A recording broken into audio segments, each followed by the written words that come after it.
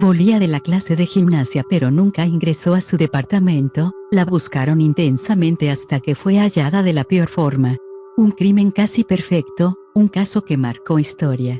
Ángeles Rawson. El 10 de junio del año 2013 Ángeles Rawson volvía de su clase de gimnasia a un departamento de la planta baja del edificio ubicado en la calle Ravignani 2360 del barrio Palermo en Buenos Aires, Argentina. Cámaras de seguridad captaron ese momento que sería histórico. El problema comenzó cuando Ángeles alias Mumi de 16 años, nunca ingresó a su domicilio.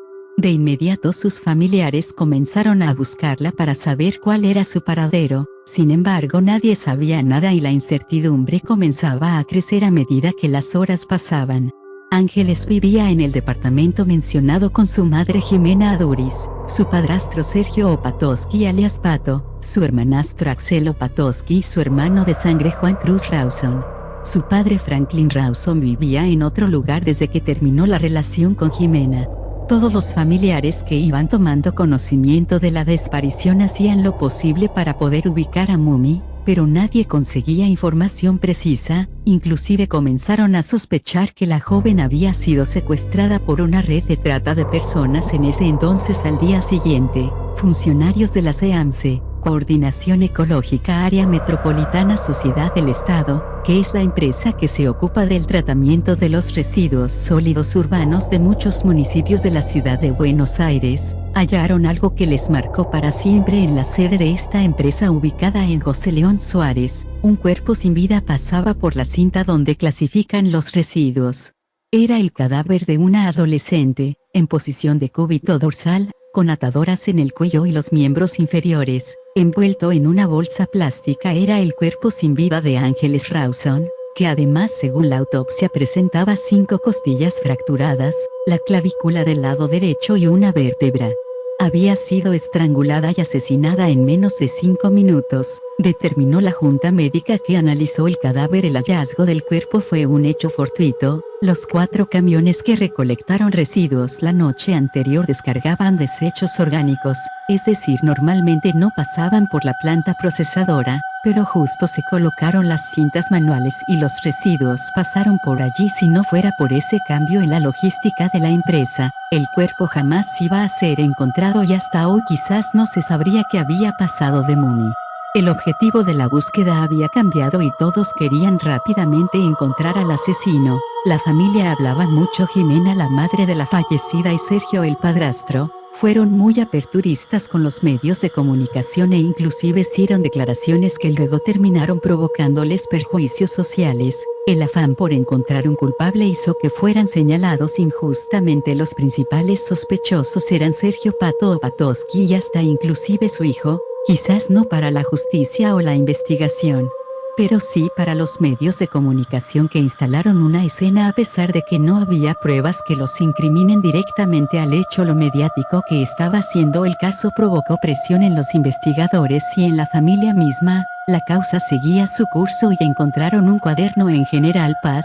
Era el que Ángeles había llevado a su clase aquella mañana en la cual desapareció. El asesino lo descartó. Pasaron 3 días del hallazgo del cuerpo de Ángeles y la fiscal tomaba declaraciones a todos los que podían tener información útil. Entre los citados estaba Jorge Mangeri, el portero del edificio donde vivía la fallecida, quien a pesar de ser llamado muchas veces no se presentaba. La B grande G.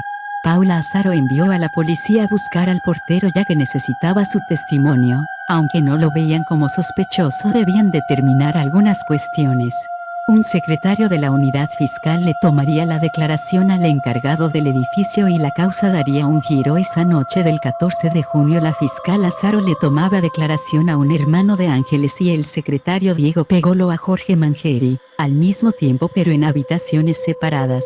En un momento Pegolo sale de la habitación y llama a Paula para que escuche algo, sin muchas esperanzas de que algo relevante para la causa salga de la boca de Mangeri. La fiscal va a la sala y se presenta. Allí una declaración lo cambiaría todo. Yo no estoy muy contento de venir acá. La verdad es que me picanearon, me torturaron, dijo el portero. Acto seguido Jorge Mangeri se levanta las prendas para dejar su abdomen al descubierto y muestra varias heridas que parecían ser de arañazos. Además tenía otras marcas sospechosas en el rostro y los brazos.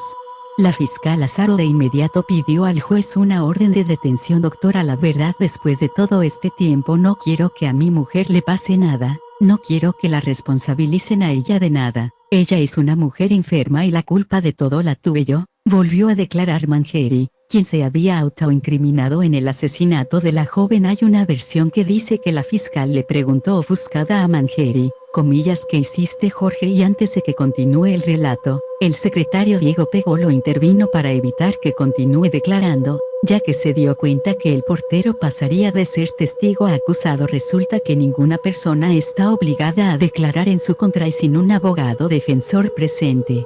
Si Jorge Mangieri seguía hablando, todo podía ser anulado durante el juicio. Luego de eso, un perito tardó horas en analizar las heridas del cuerpo de Jorge Mangieri, las cuales él había alegado que fueron a causa de torturas.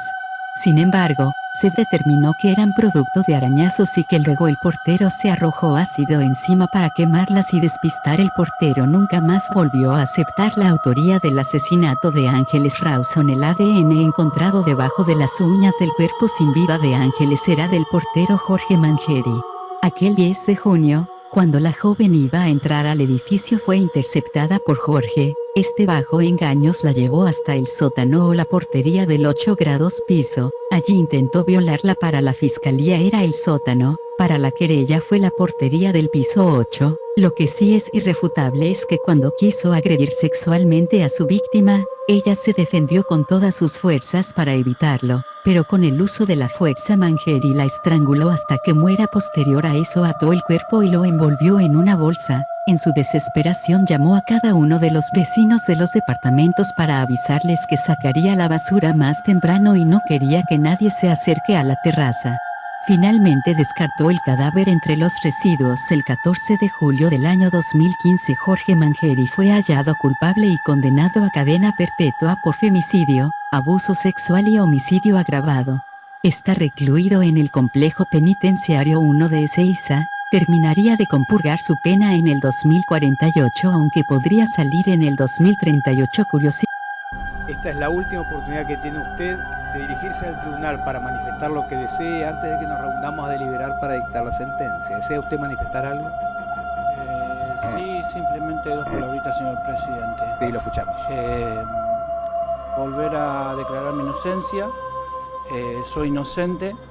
No tuve ni tengo nada que ver con la muerte de Mumi y nada más, solo eso. Y que se haga justicia, nada más.